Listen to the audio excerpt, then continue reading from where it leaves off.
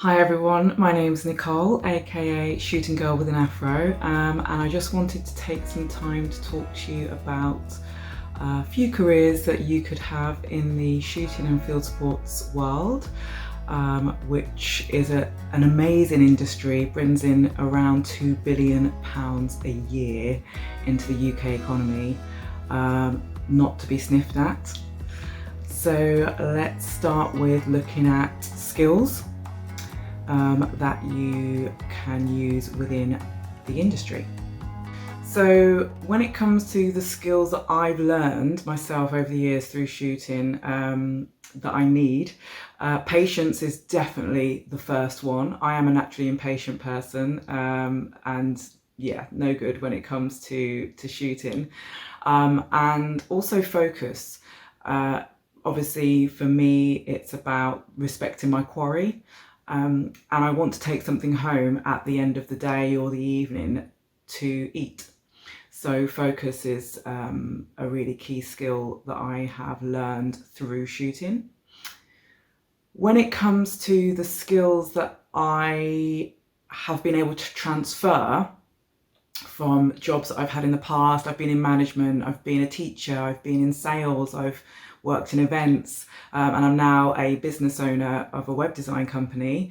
There are many skills involved in all of those jobs that I've had over the years that can transfer into the shooting world. So punctuality, being timely. Sunrise waits for no man, neither does sunset. So being punctual is something that I've learned, nothing more frustrating than trying to rush to beat the sunset to get that duck.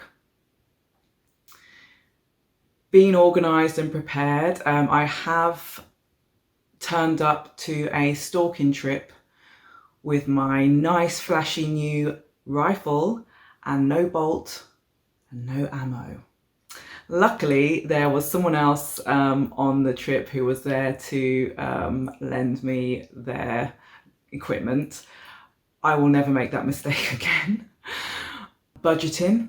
I've dealt with budgets a lot in many of my roles, and it can become an expensive hobby / business. So yeah, it's definitely key to keep an eye on your budget when it comes to equipment, travel, etc. Safety management. Oh, how I hated health and safety at my old jobs, but so important when it comes to shooting.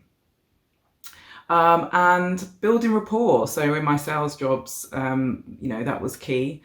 And in shooting, if you want to convince someone to allow you to shoot on their land, building rapport is key. So when it comes to the potential careers you could have in the shooting community, there are so many. I myself am still learning about some of them even after 14 years of shooting. But just off the top of my head, you could be a shooting guide. So there are people that will travel from all over the world to pay to be taken out to stalk deer or to shoot pigeons, etc.